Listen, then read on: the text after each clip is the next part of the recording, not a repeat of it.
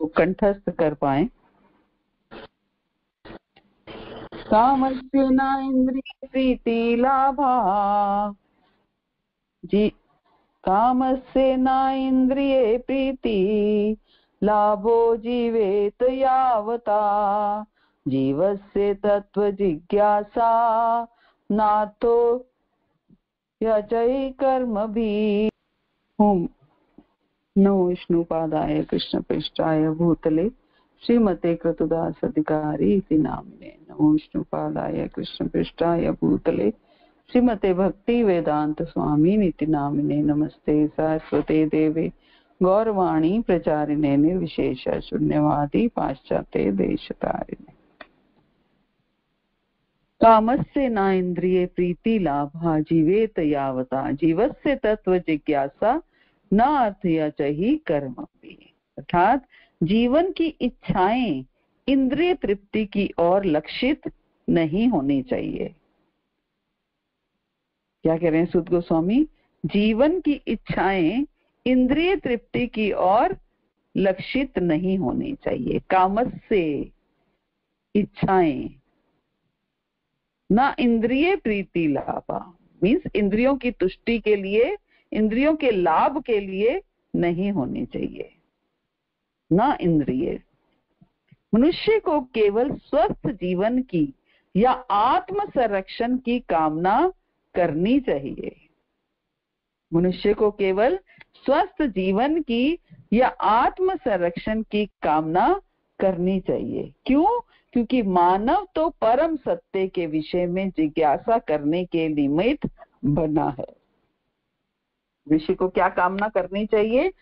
स्वस्थ जीवन की या आत्म संरक्षण की कामना करनी चाहिए, क्योंकि मानव तो परम सत्य के विषय में जिज्ञासा करने के निमित्त बना है। मनुष्य की वृत्तियों का इसके अतिरिक्त अन्य कोई लक्ष्य नहीं होना चाहिए। साफ साफ शब्दों में सूत गोस्वामी समझा रहे हैं। इससे श्लोक में हमने पहले क्या पढ़ा? सवे पुंसाम परो धर्मो यतो भक्ति यथोक्षते। अहेतु की प्रतिहता भक्ति कैसी होनी चाहिए? अधोक्षज की भक्ति होनी चाहिए। भगवान की, श्री कृष्ण की भक्ति होनी चाहिए ना। केवल ये नहीं कि जहां से हमारी इच्छा पूर्ति हो उसकी भक्ति हो, केवल भगवान की भक्ति होनी चाहिए। और अहेतु की प्रतिहता भक्ति कैसी होनी चाहिए? अहेतु होनी चाहिए, बिना किसी हेतु के, बिना किसी कारण के, अकारण भक्ति होनी चाहिए। और अप्रतिहता अखंड भक्ति होनी चाहिए। अखंड भक्ति ये नहीं कि आज की और कल नहीं। फिर श्लोक संख्या 7 में सूत गोस्वामी कह रहे हैं कि भक्ति किसकी होनी चाहिए? वासुदेवा भगवती भक्ति योगा प्रयोजिता। भगवान श्री कृष्ण की भक्ति करने से मनुष्य तुरंत ही अहेतु ज्ञान और संसार से वैराग्य प्राप्त कर लेता है। पहले क्या तो दिया कि भक्ति कैसी होनी चाहिए? अकारण होनी चाहिए और अखंड होनी चाहिए। लेकिन ये हो कैसे? श्लोक संख्या 7 में क्या बताया कि श्री कृष्ण की भक्ति करने से भक्ति अपने आप अहेतु की हो जाती है। धीरे धीरे अपने आप अहेतु की भक्ति हो जाती है। मीन्स बिना कारण के, बिना किसी भौतिक इच्छा के, बिना किसी डिजायर के भक्ति होनी शुरू हो जाती है। और बिना किसी इच्छा के भक्ति होने से धीरे धीरे संसार से वैराग्य हो जाता है। फिर श्लोक संख्या 8 में सूत गोस्वामी बता रहे हैं कि मनुष्य द्वारा अपने पद के अनुसार संपन्न की गई धर्म वृत्तियां ये भगवान के संदेश के प्रति अगर आकर्षण उत्पन्न नहीं करते, हम जो भी कर रहे हैं, जो भी कार्य कर रहे हैं, उस कार्य से अगर हमारा भगवान के प्रति आकर्षण उत्पन्न नहीं होता है तो वो निरा श्रम एव ही केवलम, वो केवल श्रम ही है। वो केवल श्रम एव ही केवलम। अगर हमारा कृष्ण के प्रति आकर्षण उत्पन्न नहीं होता, भगवान के संदेश के प्रति आकर्षण उत्पन्न नहीं होता तो वो केवल श्रम है।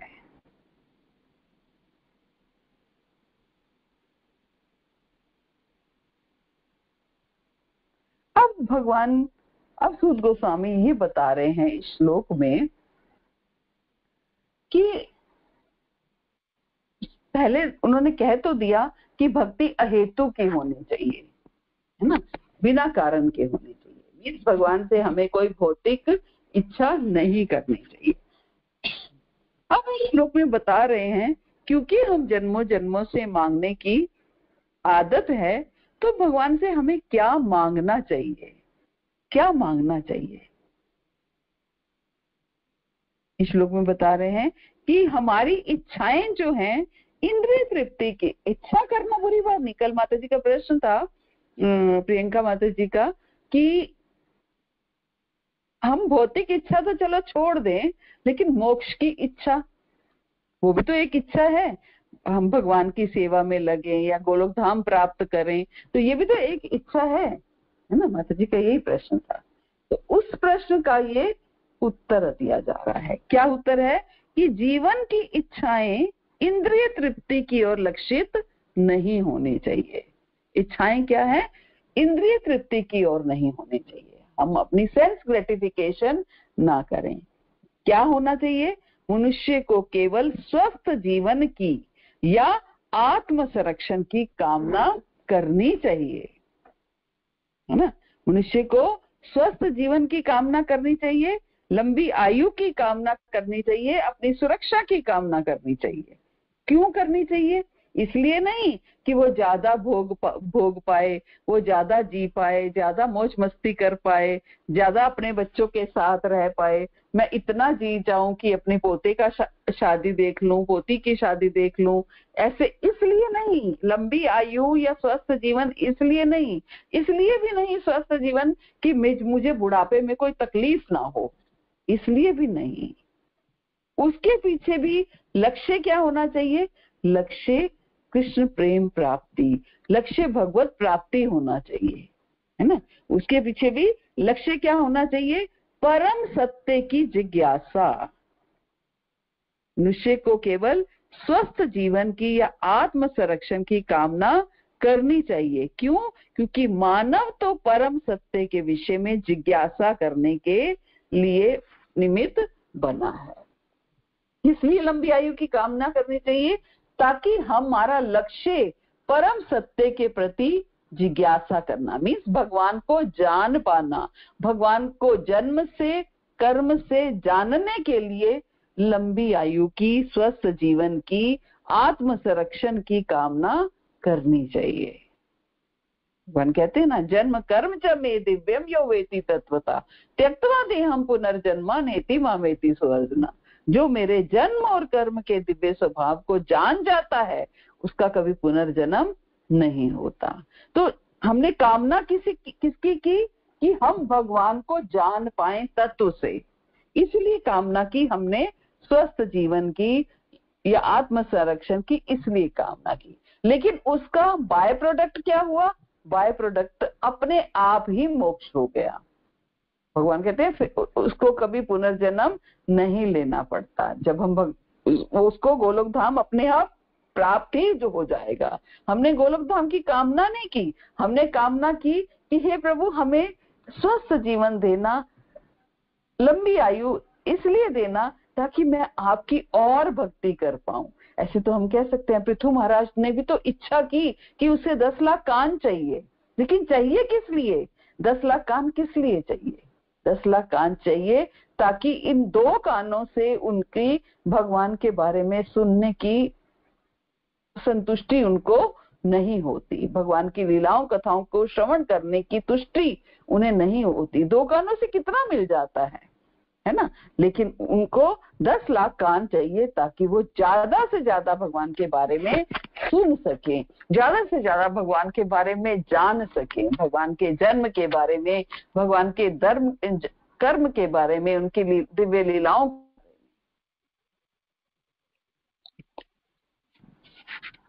उनकी लीलाओं के बारे में।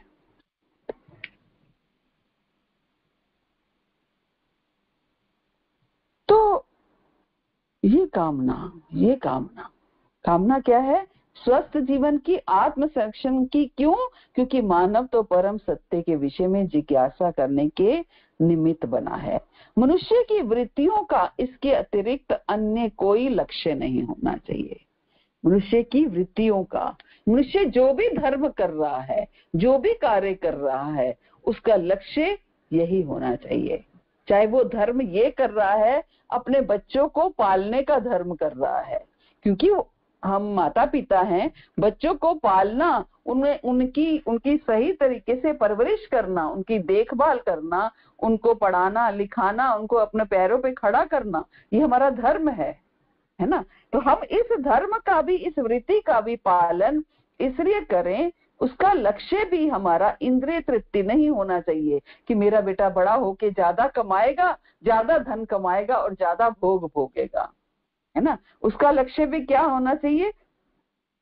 सुख गोस्वामी क्या कह रहे हैं कि अन्य कोई लक्ष्य नहीं होना चाहिए। उसका लक्ष्य भी क्या होना चाहिए कि ये मेरा बेटा पढ़ लिख कर अच्छा धन कमाएगा, अच्छा स्टैंड होगा, तो एक एजुकेटेड पर्सन की बात की ज्यादा सुनवाई होती है, उसकी बात का ज्यादा इफेक्ट आता है।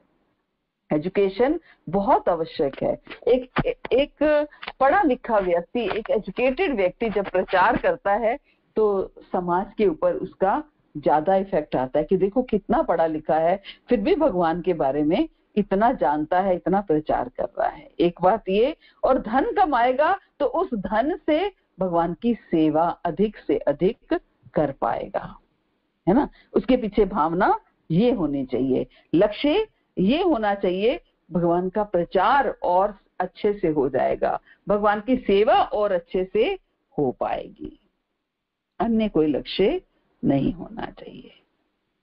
तो क्या क्या पॉइंट समझ में आए कि जीवन की इच्छाएं इंद्रिय तृप्ति की तरफ नहीं होनी चाहिए, पहला पॉइंट। दूसरा पॉइंट, हमें स्वस्थ जीवन की और आत्म संरक्षण की, लंबी आयु की कामना करनी चाहिए। क्यों? क्योंकि मानव तो परम सत्य के विषय में जिज्ञासा करने के लिए, किस लिए लंबी आयु की कामना करनी चाहिए? ताकि हम भगवान के बारे में और जान पाए, तत्व से जान पाए, जिज्ञासा करके। अभी जैसे हम लोग का समय, हम लोग हैं तो बहुत लेट भक्ति में आए, हमने अपने जीवन के 35-40 साल ऐसे व्यर्थ गवा दिए। तो ऐसा लगता है कभी कभी कि कितना समय बचा, है ना, कितनी आयु रह गई। इतनी आयु में हम कभी कभी, मेरे पास बहुत गुरु महाराज की कृपा से बुक्स की कलेक्शन बहुत ज्यादा है और मुझे पढ़ने का भी बहुत शौक है, मुझे रीडिंग मेरी हैबिट है। लेकिन बुक्स को देखती हूँ और अपनी उम्र को देखती हूँ तो लगता है आयु तो बहुत कम रह गई, बुक्स बहुत ज्यादा हैं, कैसे पढ़ूंगी, कैसे ये वो करूंगी। तो इच्छा क्या है कि ज्यादा से ज्यादा भगवान के बारे में जानो। तो पहले मेरे को लगता था कि जल्दी से जल्दी निकल जाना चाहिए, अब मुझे लगता है नहीं प्रभु, थोड़े सा समय देना ताकि मैं आपके बारे में और जान पाऊं, और जान पाऊं, और समझ पाऊं आपको, और आपको समझ पाऊं और औरों को समझा पाऊं। तो इस तरीके से हम लंबी आयु की आशा कर सकते हैं, इच्छा कर सकते हैं, ताकि हम भगवान के बारे में और जान पाएं। इसके अलावा और हमारा कोई लक्ष्य नहीं होना चाहिए कि हम ज्यादा लंबी आयु हमें मिले, हम अपने पोते पोतियों को देख पाएं, उनके विवाह देख पाएं या अच्छा भोग भोग पाएं, ये नहीं, है ना। ये सूत गोस्वामी बहुत ही इंपॉर्टेंट श्लोक है और बहुत सुंदर श्लोक है ये। प्रभुपाद कहते हैं, पूर्ण रूप से मोहग्रस्त भौतिक सभ्यता गलत तरीके से इंद्रिय तृप्ति की इच्छा पूर्ति की दिशा में अग्रसर है। ऐसी सभ्यता में जीवन के सभी क्षेत्रों में इंद्रिय तृप्ति ही चरम लक्ष्य होता है। आप देखिए चारों तरफ क्या है, केवल इंद्रिय तृप्ति है। आप बाहर निकल के देखिए, मॉल्स में, मार्केट्स में, सिनेमा घरों में, क्लबों में, कहीं चले जाइए, इंद्रिय तृप्ति के अलावा और कुछ नहीं है। हर कार्य का लक्ष्य इंद्रिय तृप्ति है। कोविड पीरियड में ये सब ने रियलाइज किया कि कम धन होने से भी, कम रिसोर्सेज होने से भी हमारा जीवन सही तरीके से चलता है। अगर हम कम धन भी घर में आ रहा है तो भी हमारा खान पान सही तरीके से चलता है। जो ज्यादा धन होता है वो भोग वृत्तियों में ही जाता है ना, भोग वृत्तियों में ही जाता है और उसका कोई लक्ष्य नहीं होता। तो प्रभुपाद यही कह रहे हैं कि ऐसी सभ्यता में जीवन के सभी क्षेत्रों में इंद्रिय तृप्ति ही चरम लक्ष्य होता है, चाहे राजनीति हो या कि समाज सेवा हो, परोपकार हो, परहितवाद हो या धर्म हो। यहाँ तक कि मोक्ष में भी वही इंद्रिय तृप्ति के रंग की प्रधानता बढ़ती ही जा रही है। राजनीतिक क्षेत्र में लोगों के नेता अपनी अपनी इंद्रिय तृप्ति के लिए परस्पर झगड़ते हैं, है ना। हम देखते हैं राजनीति में कैसे झगड़ा होता है एक दूसरे के साथ। क्यों? सीट मुझे मिलनी चाहिए, कुर्सी मुझे मिलनी चाहिए। कुर्सी मिलने से क्या, कितने नेताओं की ये भावना होती है कि मेरे को अगर सीट मिलेगी, कुर्सी मिलेगी तो मैं जनता की, प्रजा की, समाज की अच्छे से सेवा कर पाऊंगा। बताइए, किसी विरला कोई एक नेता अब तक आया होगा जिसकी ये इच्छा रहती होगी कि मैं प्रजा की सेवा, समाज की सेवा, अपने जनता की सेवा अच्छे से कर पाऊं। लाल बहादुर शास्त्री जैसे कोई गिने चुने ही नेता ऐसे होंगे जो इस भावना से, जिनको 500 रुपया पगार मिलती थी, सैलरी मिलती थी, और जब उन्हें पता चला कि 500 रुपए में से 100 रुपया हर महीना मेरी पत्नी सेविंग कर लेती है, बचा लेती है, तो लेटर लिखा गया कि मेरा जो घर का खर्च है वो 400 रुपए में हो जाता है, इसलिए मुझे आप 500 रुपए देने का कष्ट ना करें, आप मेरी सैलरी 400 रुपए ही कर दीजिए। ये सेवक हैं, ये सेवक हैं। तो अगर नेता सेवा करने की दृष्टि से कुर्सी को चाहते हैं तो वो सेवा जनता की सेवा तो है ही, लेकिन जनता के माध्यम से भगवान की सेवा है, जनता के माध्यम से भगवान की सेवा है। लेकिन कुर्सी के पीछे झगड़ा क्यों होता है, सीट के पीछे झगड़ा क्यों होता है? कि ताकि ज्यादा धन कमाए, ज्यादा अपनी जेबें गर्म करें, ताकि आने वाली कई पुश्तें उसको खा पाए। प्रभुपाद कहते हैं मतदाता भी नेताओं को तभी मानते हैं जब वे उनकी इंद्रिय तृप्ति कराने का वचन देते हैं। जनता भी नेताओं को तब मानती है जब नेता क्या है, उनकी इंद्रिय तृप्ति कराने के वचन देते हैं, उन्हें कई कई प्रलोभन देते हैं, हम आपका ये काम कर देंगे, ये काम कर देंगे, या हम देखते हैं कई नेता तो उपहार तक देते हैं। मैंने तो ये भी सुना है शराब की बोतलें बांटी जाती हैं, जो और भी कईयों को साउथ इंडिया में तो हमने ये भी सुना टीवी तक दिए गए, घर के फर्नीचर तक दिए गए। तो न जाने क्या इंद्रिय तृप्ति कराने का नेता लोग वचन देते हैं। तो जब मतदाता अपनी इंद्रिय तृप्ति में असंतुष्ट हो जाते हैं तब वे नेता को पदच्युत करा देते हैं। अगर मतदाता की कहे अनुसार चलता रहता है, मतलब उनकी भौतिक इच्छाएं पूरी होती रहती हैं, तो नेता ठीक है, नहीं तो वो नेता को हटाने के लिए प्रयास करने लग जाते हैं। तो नेताओं द्वारा मतदाताओं की इंद्रियों की तुष्टि ना करके उन्हें सदा निराश करना पड़ता है। अन्य क्षेत्रों में भी ये लागू होता है। कोई भी जीवन की समस्याओं के प्रति गंभीर नहीं है। हम देखते हैं कि कोई व्यक्ति अगर अपने घर में वेल ऑफ है, सब कुछ है, धन, मान लीजिए धन धान्य से भरपूर है, पुत्र संतान से पूरी तरह संतुष्ट है, बच्चे बहुत वेल सेटल्ड हैं, सेवा करने वाले हैं, हर तरीके से वो संतुष्ट है, तो कहते क्या परेशानी है? मेरे जीवन में तो कोई परेशानी नहीं है, मेरे जीवन में तो कोई परेशानी नहीं है। उसको जीवन के दुख, ऐसे व्यक्ति को जीवन के दुख दिखाई ही नहीं देते। वो भूल जाता है कि एक्चुअल में जीवन के दुख क्या है। हम भूल जाते हैं, जब हम सुखी होते हैं तो हम भूल जाते हैं कि एक्चुअल में जीवन के दुख क्या है। एक्चुअल में जीवन के दुख जन्म, मृत्यु, जरा, व्याधि हैं। हम जन्मना, मरना, संतान उत्पन्न ना हो तो दुख, हो और होकर संतान नालायक निकल आए तो दुख है ना, और संतान उत्पत्ति का दुख, और संतान नालायक के साथ संतान उत्पन्न होने के बाद मान लीजिए संतान में कोई व्याधि है, कोई समस्या है, कोई हेल्थ प्रॉब्लम है, कुछ है, तो दुख। यानी कि जन्म भी दुख और मृत्यु भी दुख है ना।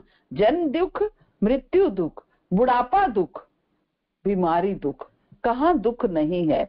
और जन्म मृत्यु बुढ़ापा और बीमारी किसको नहीं आती है? क्या जो धनी व्यक्ति हैं उनको जन्म मृत्यु जरा व्याधि नहीं होता है? उनको बुढ़ापा नहीं आता? उनको बीमारी नहीं आती? हम सब ने देखा कोविड पीरियड में, है ना। धनी से धनी व्यक्ति भी अपने, ना तो उनके धन कहीं काम आया, ना उनका ओहदा, उनका पोस्ट, उनका पद कहीं काम आया, है ना। जब माया की मार पड़ती है तो कैसे पड़ती है? गुरु महाराज की पुस्तक है ना माया की मार, बहुत सुंदर गुरु महाराज ने इसके ऊपर एक एक चीज को क्लियर किया हुआ है। तो यही हम सब याद रखना है। होता क्या है, जब हमारा अच्छा समय होता है उस समय हम भूल जाते हैं कि हाँ हमें क्या करना है। होना क्या चाहिए कि जब हमारा अच्छा समय हो उस समय हमारा भजन इतना स्ट्रांग हो जाए कि जब हमारा बुरा समय आए उस समय के लिए वो भजन हमारे स्टोरेज में हो, हमारे स्टोरेज में हो। तो जब अच्छा समय आए उस समय भजन ज्यादा करें और उस समय हम याद रखें कि भले ही मेरा आज अच्छा समय है, लेकिन ये जीवन की 4 समस्याएं, मूल समस्याएं, ये कब अभी समाप्त नहीं हुई हैं। अच्छा जीवन होता है, सब कुछ ठीक से चलता है, लेकिन अचानक से घर में मान लीजिए किसी के जवान बच्चे की मृत्यु हो जाए तो सोचिए जीवन कहाँ का कहाँ पहुंच जाता है। भले ही कितना धन धान्य हो, भले ही कितना सब कुछ ठीक से चल रहा हो, तो कैसे। मुझे याद है हमारे पड़ोस में एक फैमिली थी, बेटे को बाहर भेजा एमबीबीएस करने के लिए। एमबीबीएस करके बेटा लौट आया गोल्ड मेडलिस्ट। इतने खुश माता पिता की हमारा बच्चा इतना बड़ा डॉक्टर बन गया है, गोल्ड मेडलिस्ट बन गया है। मुश्किल से 1 महीना बच्चे को यहाँ आए हुआ, रोड एक्सीडेंट में उस बच्चे की मृत्यु हो गई। सोचिए कहाँ वो खुशी कहाँ थी और कहाँ की कहाँ पहुंच गई ना। तो डरना, ये जो है, इन 4 जो दुख हैं जीवन के, इनसे हमें भयभीत होना चाहिए, डरना चाहिए। भयभीत होंगे तो निकलने की सोचेंगे। तो प्रभुपाद यही कह रहे हैं कि जब मतदाता अपने इंद्रिय तृप्ति में असंतुष्ट हो जाते हैं तब वे नेता को पदच्युत करा देते हैं, है ना। अन्य क्षेत्रों में भी ये लागू होता है। कोई भी जीवन की समस्याओं के प्रति गंभीर नहीं है। कोई होता है कि ये सोचता है कि हमें बुढ़ापा भी आएगा, हमें मृत्यु भी आएगी, हमें ज्यादा यहाँ पर प्रसन्न होने की आवश्यकता नहीं है, ये समस्याएं हमारे साथ हैं। कोई भी गंभीर नहीं होता है। यहाँ तक कि परम सत्य से तदाकार होने के इच्छुक पथगामी मुमुक्षु भी इंद्रिय तृप्ति के लिए आध्यात्मिक हत्या करने तक को उद्यत रहते हैं। यहाँ तक कि वो लोग भी जो भक्त, मतलब जो भगवान के प्रति को जानना चाहते हैं, मोक्ष प्राप्त मुमुक्षु, मुमुक्षु मीन्स मोक्ष प्राप्त करने की जो इच्छा रखते हैं, जो मोक्ष प्राप्त करने की इच्छा रखते हैं, वो भी इंद्रिय तृप्ति के लिए आध्यात्मिक हत्या करने तक को तैयार हो जाते हैं। किंतु भागवत क्या कहती है? भागवत कहती है कि मनुष्य को इंद्रिय तृप्ति के लिए नहीं जीना चाहिए। इंद्रियों की तुष्टि वहीं तक की जाए जहां तक आत्म संरक्षण हेतु आवश्यकता है, इंद्रिय तृप्ति के लिए नहीं। हमें कामना क्या करनी है? आत्म संरक्षण की कामना करती हैं। किसके लिए? इंद्रिय तृप्ति के लिए नहीं। हम इसलिए आत्म संरक्षण की कामना करें ताकि हम भगवान की और सेवा कर पाएं, और जान पाएं, और समझ पाएं ना। प्रभुपाद कहते हैं चूंकि शरीर इंद्रियों से बना है और ये इंद्रियां कुछ न कुछ तुष्टि चाहती हैं, अतः ऐसी इंद्रियों की तुष्टि के लिए कुछ विधि विधान बनाए गए हैं, किंतु इंद्रियां अनियंत्रित भोग के लिए नहीं है। तो बात कह रहे हैं कि क्योंकि ये इंद्रियां, शरीर जो है इंद्रियों से बना है, इसलिए इंद्रियों को कुछ ना कुछ तो चाहिए। आंखों को कुछ देखने के लिए चाहिए, कानों को कुछ सुनने के लिए चाहिए, जीवा को कुछ चखने के लिए चाहिए, स्वाद चाहिए, हर इंद्री को कुछ ना कुछ चाहिए। इंद्री तुष्टि चाहती है, लेकिन ऐसी इंद्रियों को तुष्टि के लिए विधि विधान बनाए गए हैं, विधि विधान बनाए गए हैं। इसलिए इंद्रियों का अनियंत्रित भोग नहीं करना है। उदाहरण के तौर पे प्रभुपाद संतान उत्पत्ति का उदाहरण देते हैं कि ये इंद्रिय तुष्टि केवल संतान उत्पत्ति के लिए है, इंद्रिय भोग के लिए नहीं। स्त्री पुरुष का जो संग है, संगम है, वो केवल संतान उत्पत्ति के लिए है। लेकिन हम इसको अपने परिवार नियोजन का को अडॉप्ट करके इसको अपने भोग की विषय वस्तु बना लेते हैं।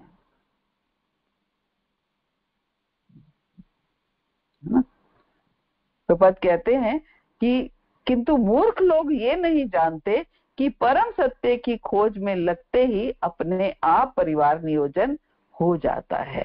जब हम भगवान की सेवा में लगते हैं, भगवान की भक्ति में लगते हैं, तो अपने आप इंद्रियां तुष्ट होने लगती हैं।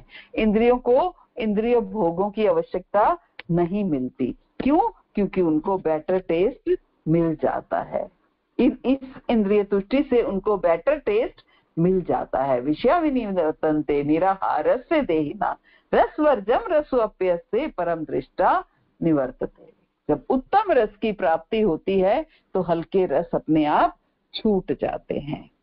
तो जब कृष्ण भक्ति का, कृष्ण नाम के रस का, कृष्ण कथाओं के रस का उत्तम रस प्राप्त होता है, तो ये इंद्रिय तृप्ति का हल्का रस, भौतिक वस्तुओं का हल्का रस, कंचन और कामनी का हल्का रस अपने आप छूट जाता है।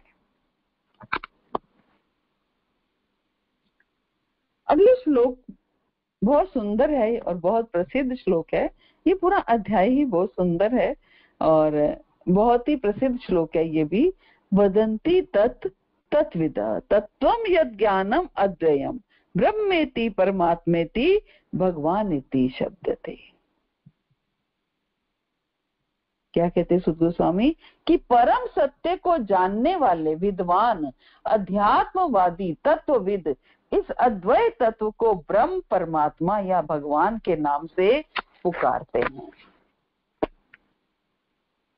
क्या कह रहे हैं कि परम सत्य को जानने वाले विद्वान, जो भगवान को जानने वाले विद्वान हैं, अध्यात्मवादी हैं, है ना, वो विद्वान जो अध्यात्मवादी हैं, मीन्स जो अध्यात्म को अच्छे से जानते हैं, तत्वविद हैं, जो भगवान को तत्व से जानते हैं, इस अद्वैत तत्व को ब्रह्म, परमात्मा या भगवान के नाम से पुकारते हैं।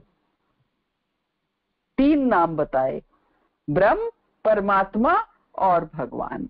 हमें अच्छे से समझना होगा इन तीनों को कि ब्रह्म, परमात्मा और भगवान प्रभुपाद कहते हैं गुणात्मक रूप से एक ही हैं, गुणों के रूप से वो एक ही हैं। इसी को उपनिषदों के जिज्ञासु निर्विशेष ब्रह्म के रूप में, हिरण्यगर्भ या योगी जन अंतर्यामी परमात्मा के रूप में और भक्त गण भगवान के रूप में अनुभव करते हैं। एक ही हैं, एक ही हैं।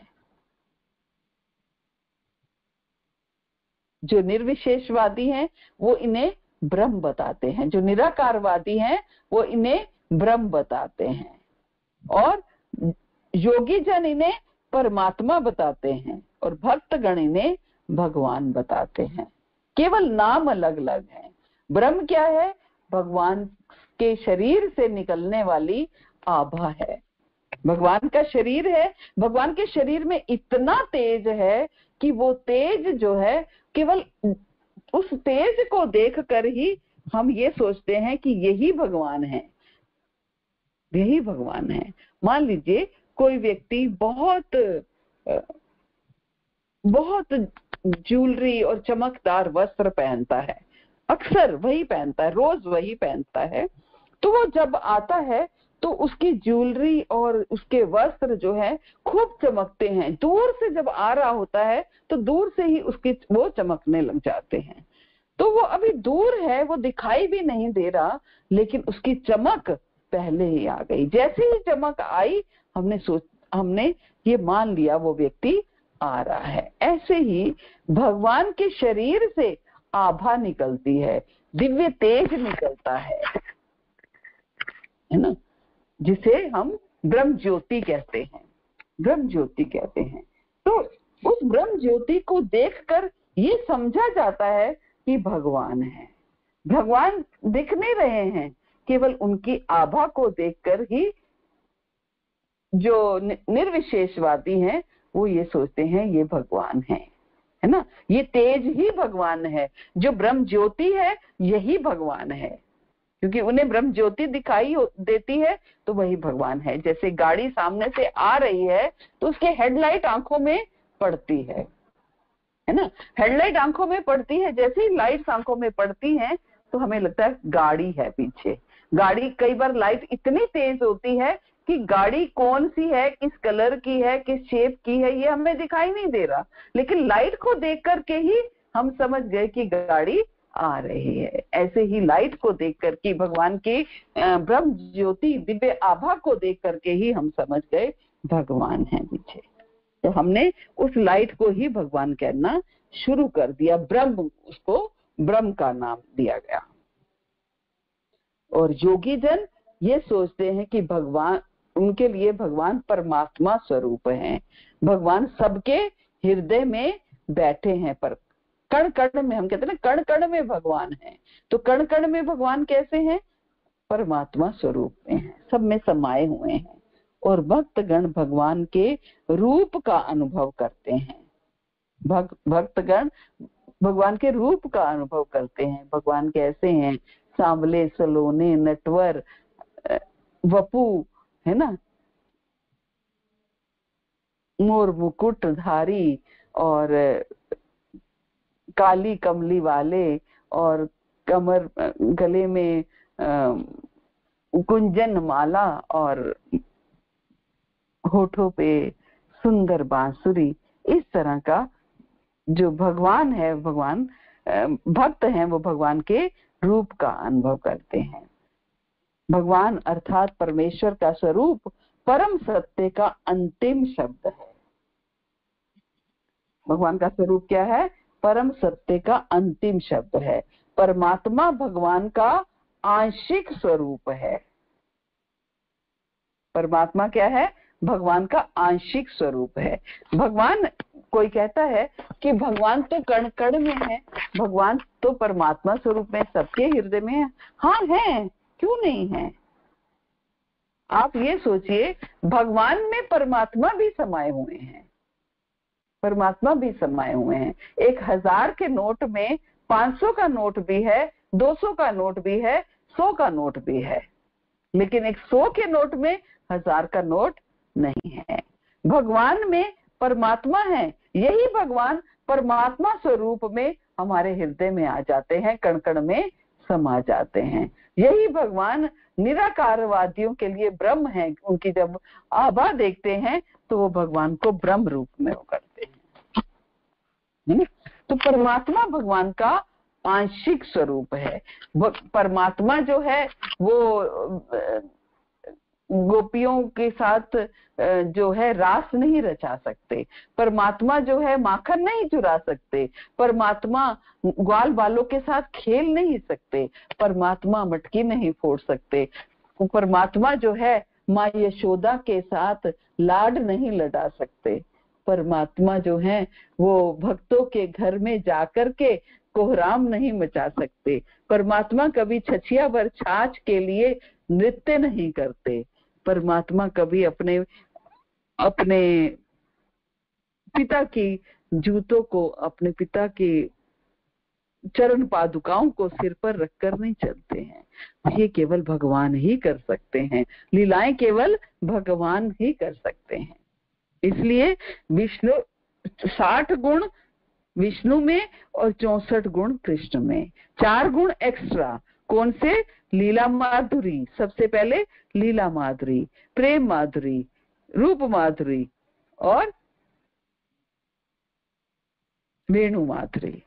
तो ये सारे, ये 4 गुण ये भगवान है और परमात्मा सबके हृदय में है।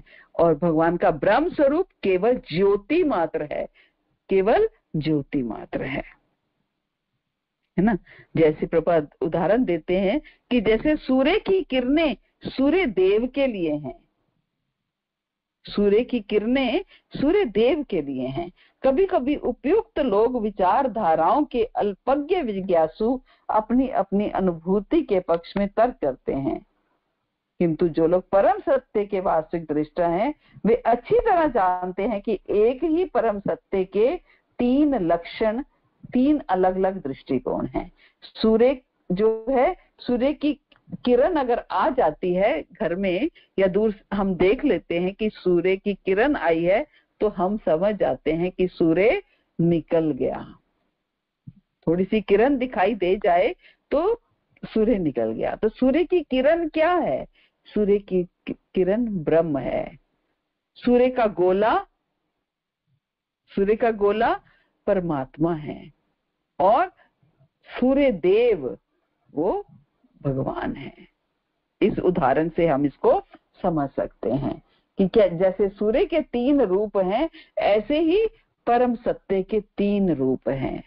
भगवान जो कि साकार हैं और परमात्मा जो कि निराकार स्वरूप में सबके हृदय में कण कण में विराजमान है, और ब्रह्म मीन्स जो भगवान के शरीर से निकलने वाली आभा है।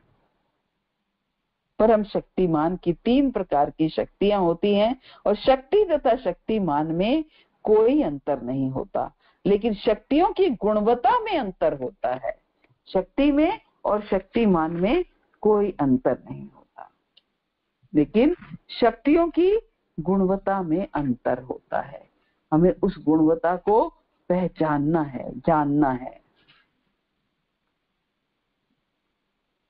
अभी श्लोक संख्या 12 में सुत गोस्वामी बता रहे हैं कि ज्ञान तथा वैराग्य से समन्वित गंभीर जिज्ञासु या मुनि वेदांत श्रुति के श्रवण से ग्रहण की हुई भक्ति द्वारा परम सत्य की अनुभूति करता है।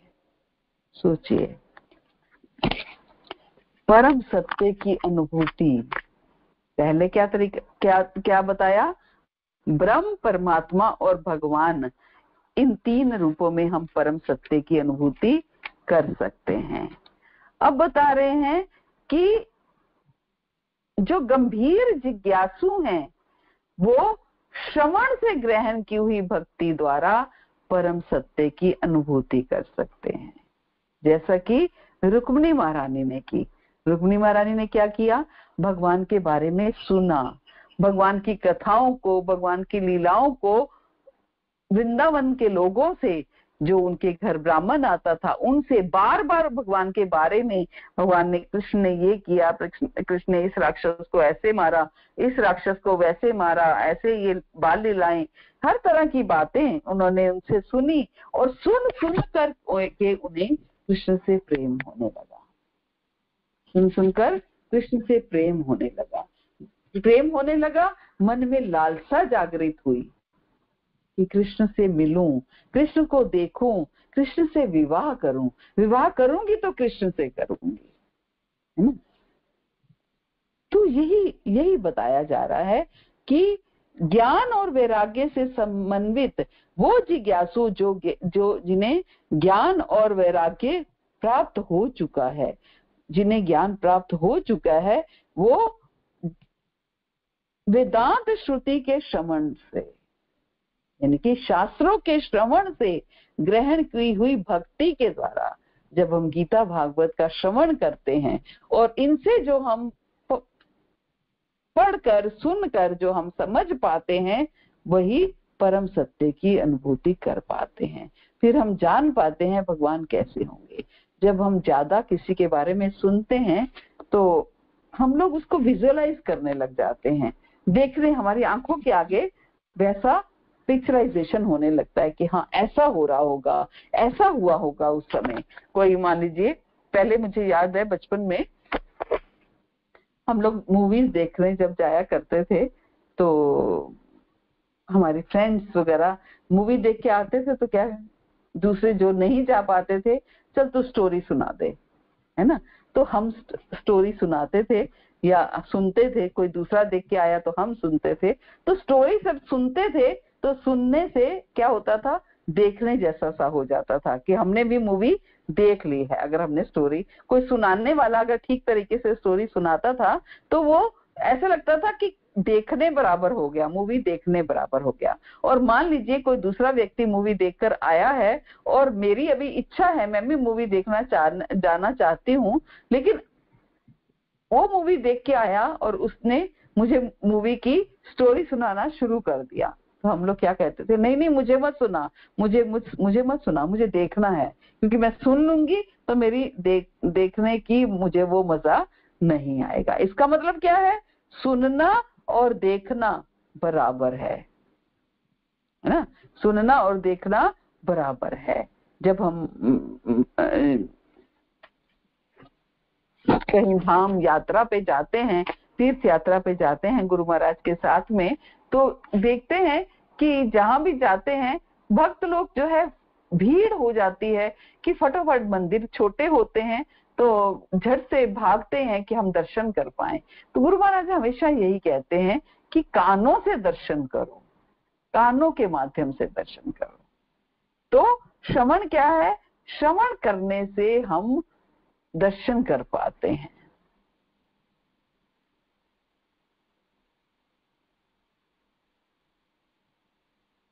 श्रवण करने से हम दर्शन कर पाते हैं, परम सत्य की अनुभूति कर पाते हैं।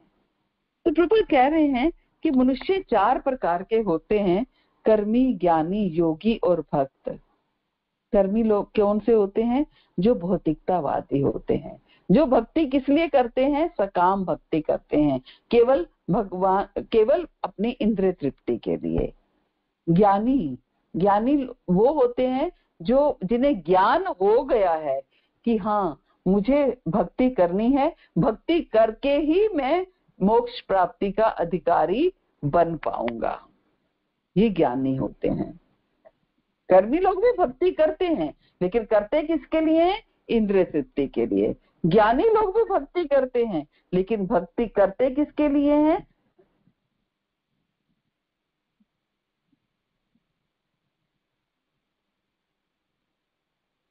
मोक्ष प्राप्ति के लिए। योगी लोग भी भक्ति करते हैं, लेकिन भक्ति करते के लिए है, किसके लिए है, सिद्धियों की प्राप्ति के लिए, कि सिद्धियां मिल जाएं। हम देखते हैं कई कई लोगों में बहुत सिद्धियां होते हैं, तो भक्ति की और भगवान प्रसन्न हुए, मांगो क्या मांगते हो, तो मुझे ये वो मेरी इच्छा है कि मुझे ये वर दीजिए। आज ही मैं कोई लेक्चर सुन रही थी तो उसमें प्रभु जी बता रहे थे कि किसी ने ऐसे बहुत भक्ति की शिव की और शिव प्रसन्न हुए। शिव ने बोला स्वप्न में कि तुम मांगो क्या मांगते हो, तो बोले मैं ये चाहता हूँ कि मैं कोई व्यक्ति, जो भी व्यक्ति मेरे पास आए, वो जो भी व्याधि लेके आए, उसकी जो भी बीमारी हो वो ठीक हो जाए, तो मैं ये चाहता हूँ। तो भगवान कहने लगे कि ये तो नहीं हो सकता कि ऐसे तो हर व्यक्ति की बीमारी व्याधि ठीक हो जाएगी, तो उसका कर्म का भुगतान और कैसे ये सब कुछ होगा। तो फिर वो भक्त कहते हैं, जो भी वो योगी होते हैं, वो ये कहते हैं तो फिर आप क्या करोगे, आपने तो मुझे प्रॉमिस किया है कि आप मुझे दोगे। तो भगवान कहते हैं कि ठीक है, मैं तुम्हें ये दे सकता हूँ कि जो भी आए तुम्हारे पास अपनी कोई व्याधि लेकर, उसके मुख में तुम अगर एक बूंद अपना लहू का डाल दो, रक्त का डाल दो, तो वो ठीक हो जाएगा। तो मान गए। शुरू में लोगों को इतना पता नहीं था, एक दो लोग आए, 4 लोग आए, 6 लोग आए, धीरे धीरे ये बात फैलती चली गई कि वहां जाने से वो पता नहीं क्या डालते हैं, उससे सारी व्याधियां दूर हो जाती हैं, सारी व्याधियां दूर हो जाती हैं। धीरे धीरे क्या हुआ, लोगों की भीड़ लगनी शुरू हो गई। कितनी रक्त की बूंदे वो देते, आखिर उनका हरि बोल हो गया। अगर नहीं करते तो नहीं हो पाता।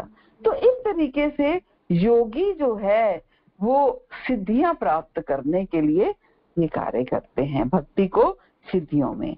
और लेकिन भक्त निष्काम होता है, इसलिए शांत होता है। कृष्ण भक्त निष्काम अतएव शांत, भुक्ति मुक्ति सिद्धि कामी सकले अशांत। तो श्रवण भक्ति के महिमा इस श्लोक में बताई गई है। इसको हम कल फिर से आगे 13वें श्लोक से कंटिन्यूएशन में करेंगे। हरे कृष्णा। श्री प्रभुपाद की जय, गुरु महाराज की जय, आप सब भक्तों की जय।